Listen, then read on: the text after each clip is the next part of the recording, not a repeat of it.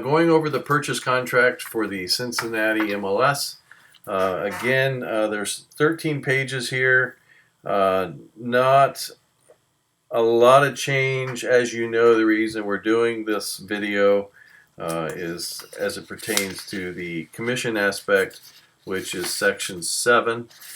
We will get to that momentarily. I will very high level run through the rest of the document. If you have questions, we can kind of sidebar that and talk about that separately. And last but not least, there is an attachment in this email that has what I have done as far as filling out a purchase contract, and I think that goes a little more, makes a little more sense. But as we get to section 7, I won't get into specifics as far as numbers. Again, this is a public-facing document, and we have to be careful of having those conversations publicly, because that's between the broker and the agents. So let me bring this to the top. So section 1 talks about the address of the property being made an offer on. So it's the address, the city, the zip, the county. And then here in line 4 is where we would put things like the parcel IDs, RPD, PID. And then in line 9 is where we're putting the offer purchase amount. Section 3A has to do with earnest money. Normally what we see in there is some dollar amount. And then a lot of times the brokerage is holding this earnest money. Sometimes people have title companies hold their earnest money. Sometimes I get the question of, can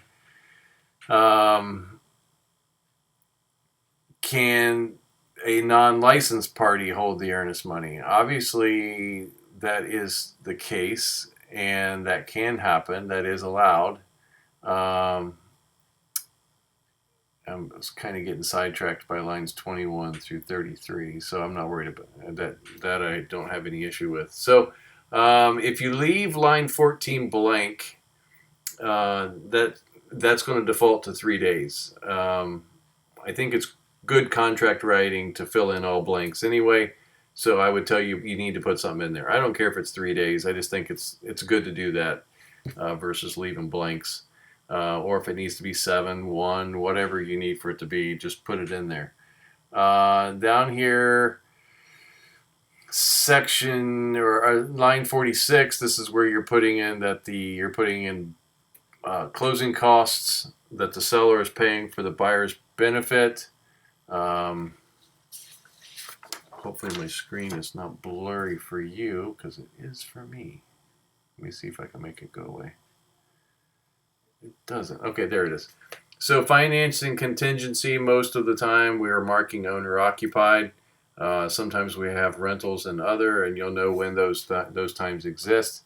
The rest of this page has to do with financing, and you're picking one of, not all 4 of these. So you would pick one of those 4. When you get down to line 76, this is or is not contingent.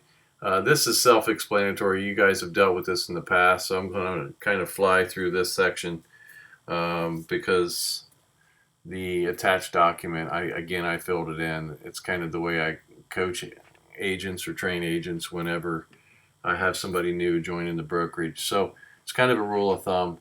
Working your way to the next page that talks about exclusions and inclusions. Again, that's self-explanatory. Section 7, here we are. So 7A, this is where the buyer is represented by RE/MAX Alliance, and the following salesperson would be the agent in this case. So that would be you. If fill in none if the buyer is only not represented by any brokerage or licensed salesperson. So when does that happen? That sometimes somebody comes in off the street and says they don't want to work with a realtor, they want to represent themselves. So that could be the case. 7B is they have or have not signed a buyer agent agreement. Most of the time, if you're working with somebody and you're showing them houses, you've already got one signed, right? So 7C talks about the first one there. CI, so 7CI, seller agrees to pay a dollar amount or a percent. I'm going to kind of digress for a second. I'm hoping that the board will at some point entertain this change. I think the word or needs to be and, because there are situations where an agent could put a dollar amount and a percent. And I think if it was and you left the dollar amount blank, you could put something in there that says if left blank, it defaults to zero. So it's just contract writing and preference, but that's the way I look at this. So you're putting in a dollar amount or a percent. 7D is, in my example, if there's other terms, you would put it in there. Otherwise, it would be NA. Section 9, that's being filled out to the best of the seller's knowledge. HOA, I'm not going to go into that because a lot of times it does and does not exist. So you just dive into it as you see fit. Maintenance, most of the time that's going to be in a home warranty. If you have one or don't have one, you would check one of these two boxes and then fill in the blanks if you do have one. Property disclosure, they have or have not received the RPD. If you haven't received the RPD and you marked has not, I would encourage, as a broker, I would encourage you to put a clause in the contract that states contingent upon the buyer's review and acceptance of the RPD.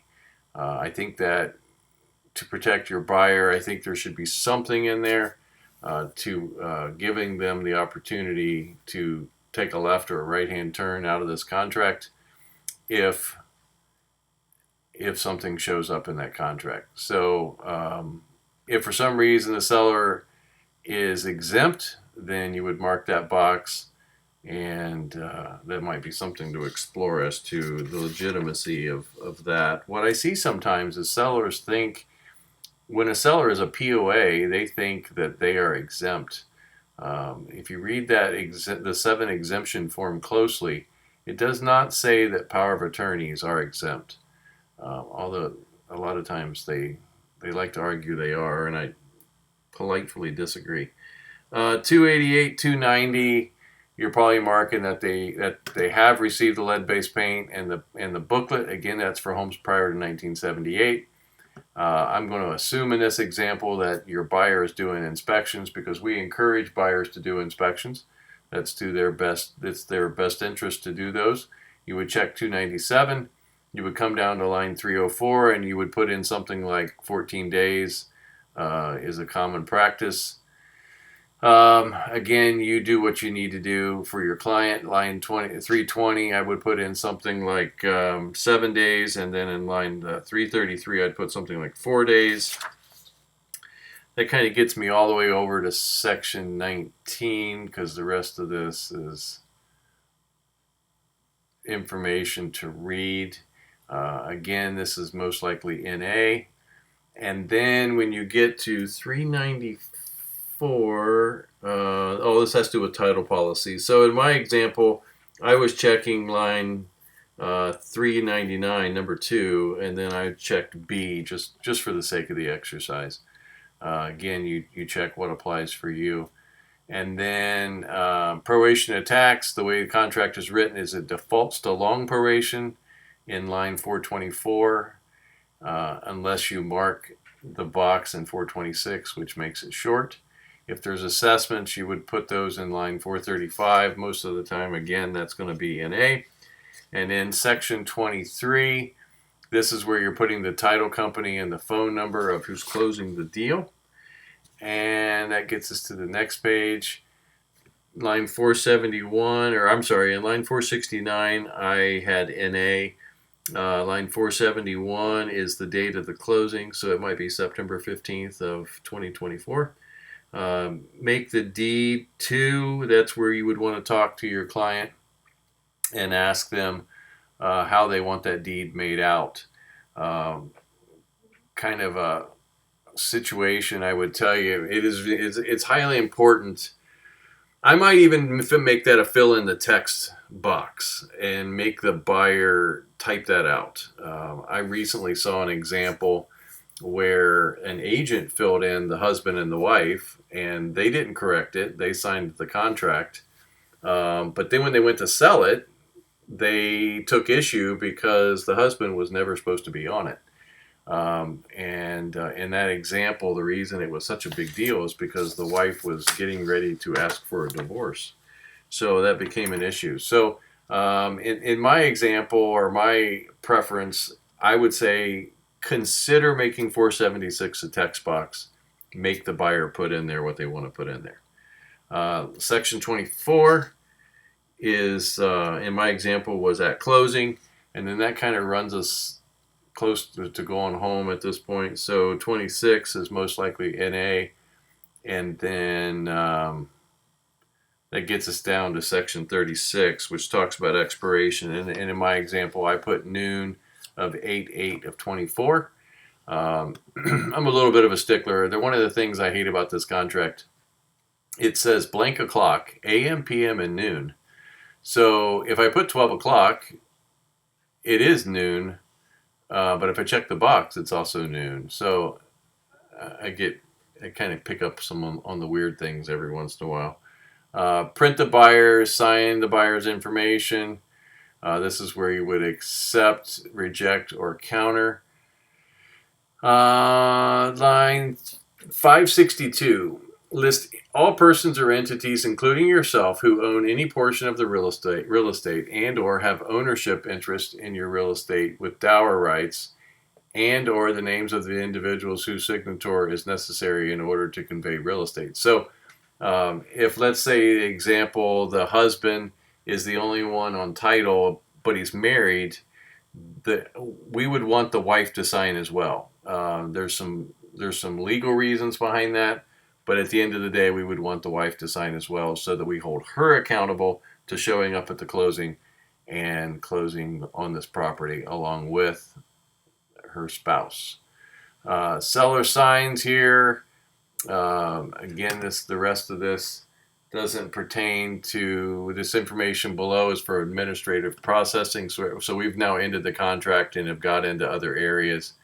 And then the rest of this is informational, of which I think you have done before.